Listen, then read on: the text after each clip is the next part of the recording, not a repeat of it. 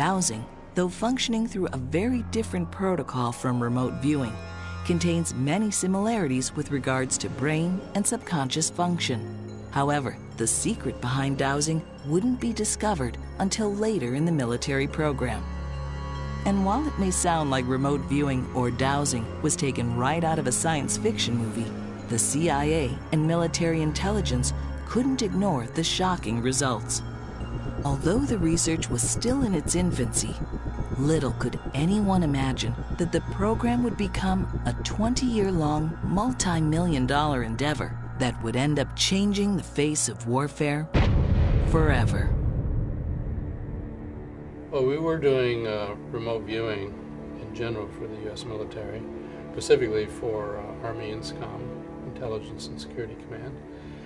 And then it turned out that rather than getting descriptions of particular sites, they had a lot of requirements, operational requirements for finding things. For example, a bug in a room, the location of a downed plane, location of an individual, an agent, say.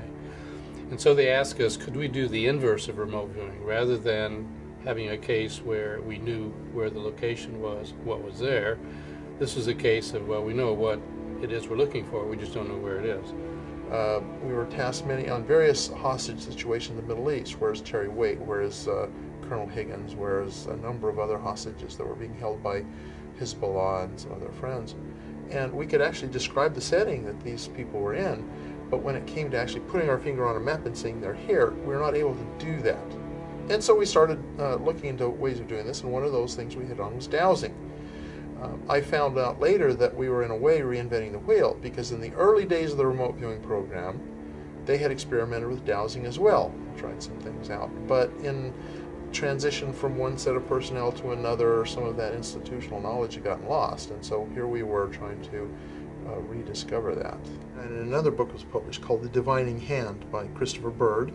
It's become kind of the handbook of dowsing, and it's very well written, but it had some startling revelations in it. It noted that a certain dowser named Louis Metacia had actually taught the U.S. military how to dowse during Vietnam, searching for hidden tunnels, searching for landmines, booby traps, and things like that. And that in fact, there was even a newspaper article published that reported on the Marines actually using this skill in Vietnam to some success. We built a combat village to train troops who are going to Vietnam. They taught the Marines in Camp Pendleton. I taught the ones at Camp Lejeune, they went over there. I taught the Marines at Quantico. I'll tell you what they found that I never even knew, which I thought was very significant. They found the communication system of the Viet Cong. He said the Viet Cong bury their orders in bamboo tubes and put them under the trail. I said, you're kidding. He said, no. He said, they found them. See, once you tell the Marines the system and they learn it, all they do is turn them loose and they'll find it, whatever you want to find. They knew these guys were dowsing everything in the book. Once you show them and they get results, then they're pretty well believers.